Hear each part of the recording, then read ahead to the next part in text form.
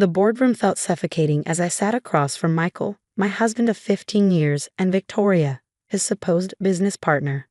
The irony of that title wasn't lost on me. Partner indeed, just not in the way the company records showed. Sarah, Michael began, his voice carrying that patronizing tone I'd grown to hate.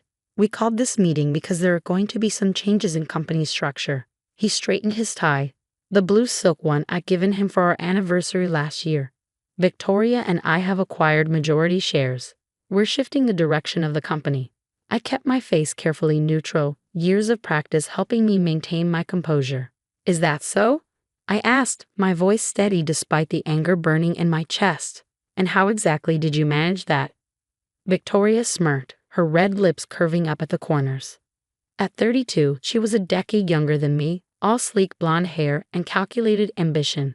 Through perfectly legal channels, of course, she purred. The shareholders agreed it was time for new leadership.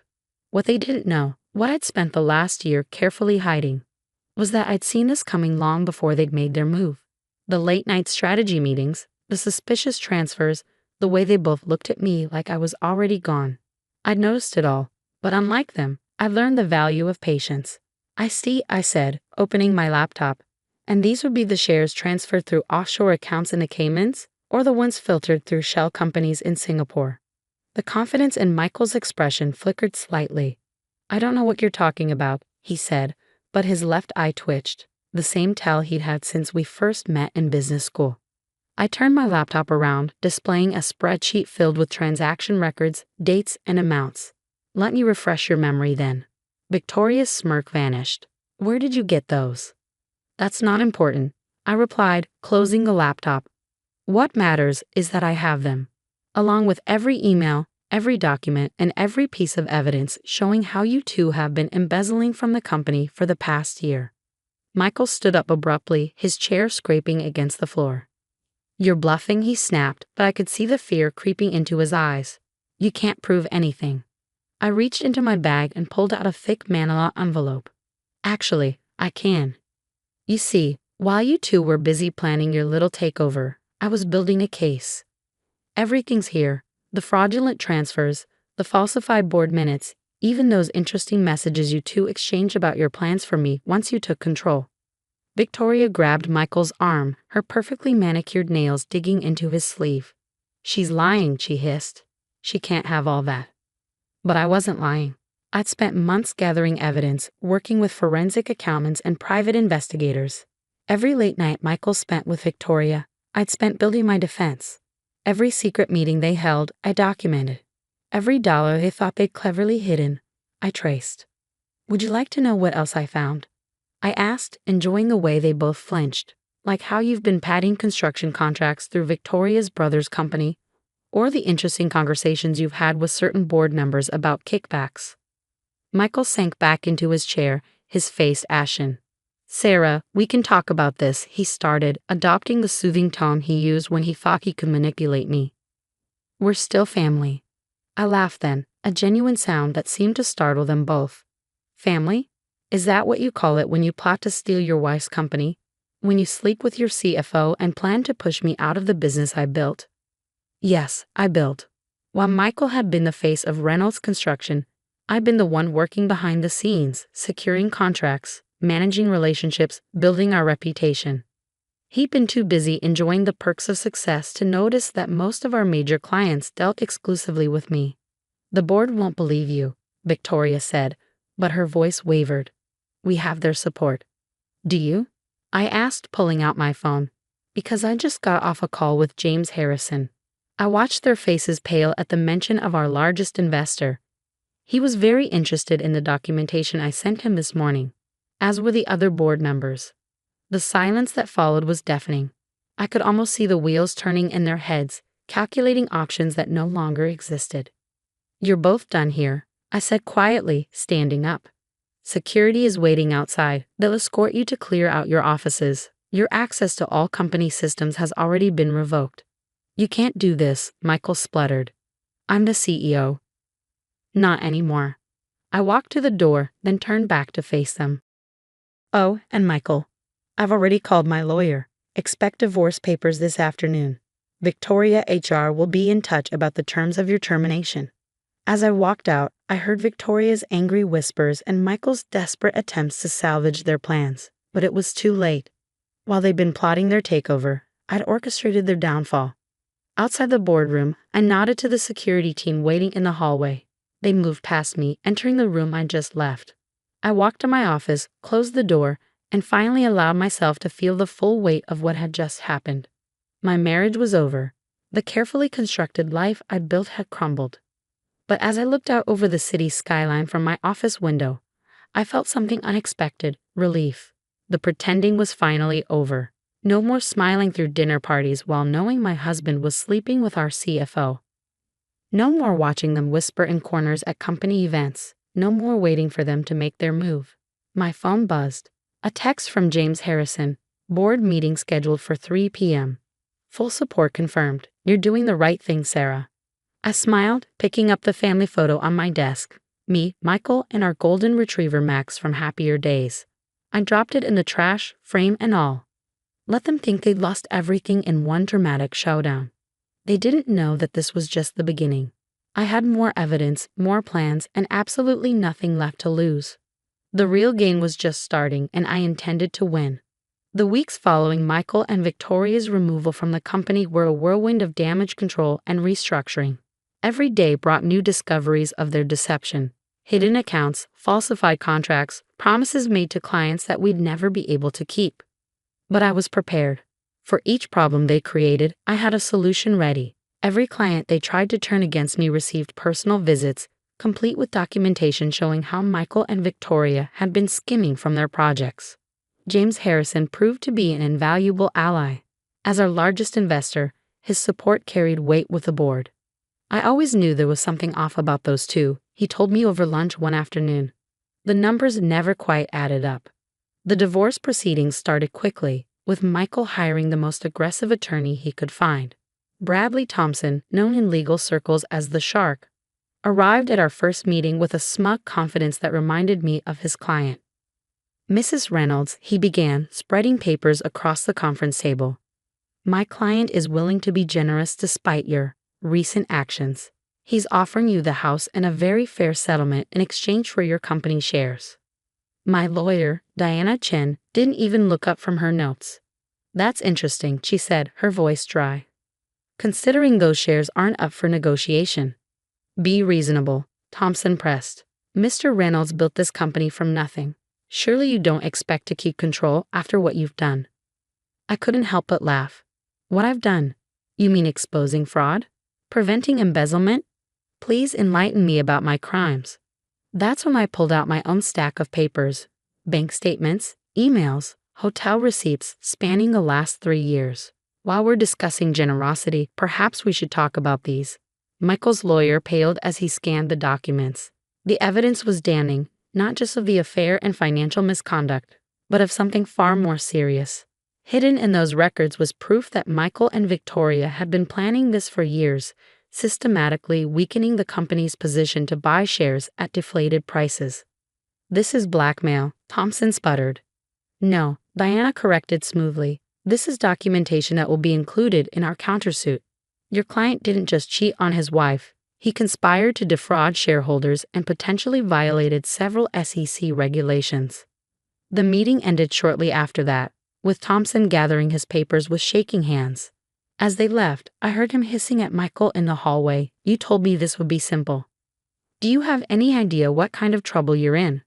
But Michael had bigger problems than an angry lawyer. That afternoon, Victoria turned up at his penthouse apartment, the one he'd moved into after I'd changed the locks on our house.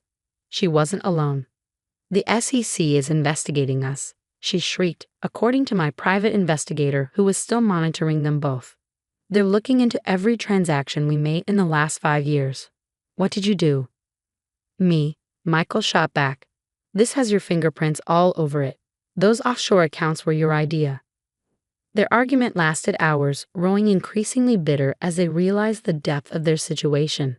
By nightfall, Victoria had packed her bags and disappeared, leaving Michael to face the storm alone.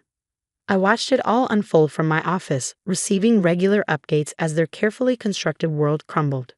The board had called an emergency meeting, shareholders were demanding answers, and our competitors were circling, hoping to capitalize on the chaos. But I was ready. The reorganization plan I'd spent months preparing was already in motion. Key employees had been briefed, strategic partnerships were being strengthened, and a new executive team was taking shape. "You're handling this remarkably well," James commented during one late-night strategy session.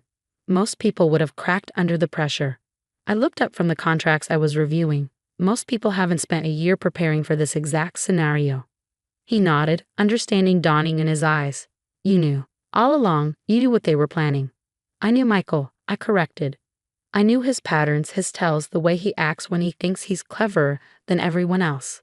The same arrogance that made him think he could get away with this is what made him so predictable." "And Victoria?" I smiled grimly. Victoria made the mistake of underestimating me. She saw what she wanted to see, the devoted wife, too trusting or too stupid to notice what was happening right under her nose. The truth was, I'd spotted Victoria's ambition the day Michael hired her. Fresh out of business school, she'd arrived with impressive credentials and an agenda. I'd seen the way she looked at Michael, at his position, at the life I had. She wanted it all, and Michael's wandering eye made him an easy target. What neither of them realized was that while they were playing checkers, I'd been playing chess. Every move they made, I'd anticipated. Every scheme they hatched, I'd documented. Every ally they thought they'd turned, I'd secured. Now, as the consequences of their actions caught up with them, I found myself in a strange position. The company was stronger than ever. Our client relationships were solid, and my personal life, though different, was finally free of lies. But something was still bothering me, a loose end I couldn't quite ignore. Among all the documents I'd discovered, there was one transaction that didn't fit the pattern. A large sum of money transferred to an account I couldn't trace just days before everything came to a head. What were they planning? And more importantly, what hadn't I uncovered yet? That mysterious transaction kept me awake at night. $2 million transferred through a series of shell companies ending at an untraceable account. It wasn't Victoria's style. She preferred simpler schemes. This had Michael's fingerprints all over it. I was reviewing the transaction records again late one evening when my assistant rushed in. "Mrs. Reynolds, you need to see this." She handed me her tablet, open to a business news website. The headline made my blood run cold. "Reynolds Construction Rival Announces Surprise Acquisition of Major Government Contract." The contract in question was one we'd been negotiating for months. A massive infrastructure project that would have secured our position in the market for years to come. And now, somehow, Atlas Construction, our biggest competitor, had swooped in and taken it. That's when it clicked. The missing money, the timing, the sudden loss of the contract. Michael hadn't just been planning to take over the company. He'd been sabotaging our future projects. I immediately called James Harrison. "I need everything you can find on Atlas Construction's recent activities," I said without preamble. "Specifically, any new investors or board members." The answer came within hours. Atlas had recently welcomed a new silent partner, a holding company registered in the Cayman Islands, the same jurisdiction where Michael's mysterious transfer had landed. He'd been playing both sides, using inside information to position our competitors for success while weakening our own standing. It was brilliant in a twisted way. Even if I caught him stealing from Reynolds Construction, he'd have a golden parachute waiting at Atlas. But Michael had made one crucial mistake. In his arrogance, he'd forgotten who had written most of our contract proposals over the years. I knew every detail, every specification, every unique element we developed. I spent the next week buried in legal documents, working with our attorneys to build a case. When we finally moved, it was with surgical precision. Atlas Construction received our cease and desist letter on a Monday morning. By afternoon, their stock was in freefall as news broke that they'd used stolen proprietary information to secure the government contract. The evidence was irrefutable. Michael had handed them our confidential proposals, complete with innovative engineering solutions we developed. Solutions that were protected by patents. Patents in my name, not the company's. Victoria, who'd been lying low since her disappearance, suddenly resurfaced with a vengeance. She stormed into Michael's apartment, their argument so heated that neighbors called the police. "You stupid, arrogant bastard," she screamed, according to witness statements. "You didn't tell me about Atlas. I could go to jail because of you." Michael, desperate to save himself, tried to pin everything on her. But Victoria had learned from my example. She kept her own records, documented every conversation, saved every email. The next day, she walked into the FBI's white-collar crime division and offered to turn state's evidence. Michael's world imploded spectacularly. Atlas Construction backed out of the contract, their reputation in tatters. The government launched an investigation into the bidding process, and Victoria, in exchange for immunity, provided authorities with everything they needed to prosecute him for fraud, corporate espionage, and conspiracy.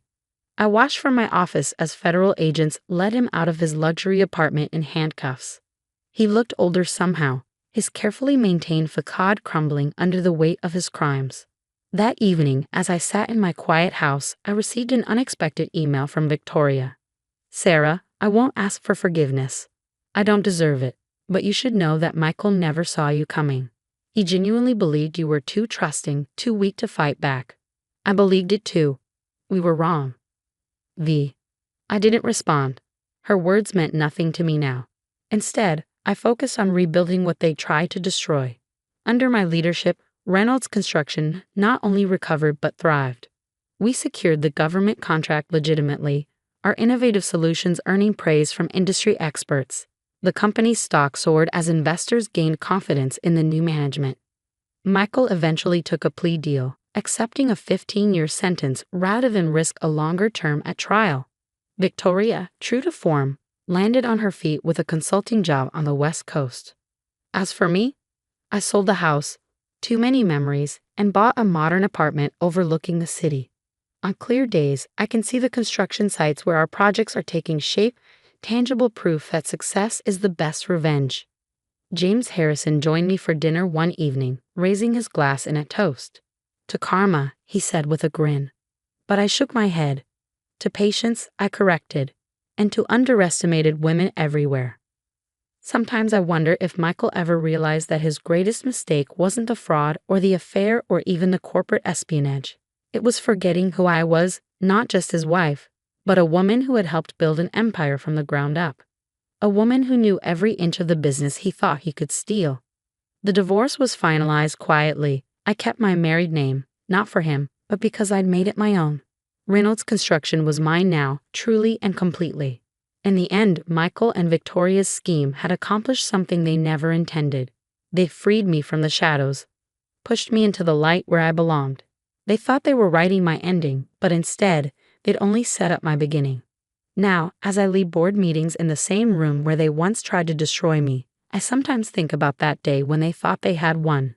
Their smug smiles, their absolute certainty in their victory. I've learned that true power isn't in the taking, it's in the building, the waiting, the careful preparation that others mistake for weakness. Michael and Victoria wanted a quick victory, a hostile takeover.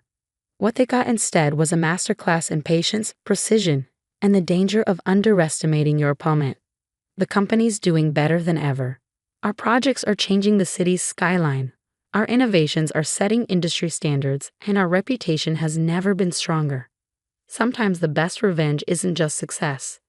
It's succeeding so spectacularly that those who tried to destroy you have to watch from the sidelines, powerless to do anything but witness your triumph. And that, as it turns out, is worth every moment of waiting.